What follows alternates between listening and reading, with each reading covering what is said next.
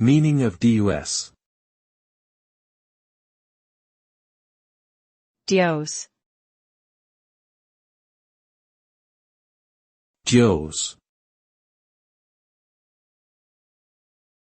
DIUS. DOES. DIUS is an acronym that stands for Department for Innovation, Universities and Skills. It was a UK government department that existed from 2007 to 2009, and was responsible for promoting innovation, supporting universities, and developing skills in the workforce.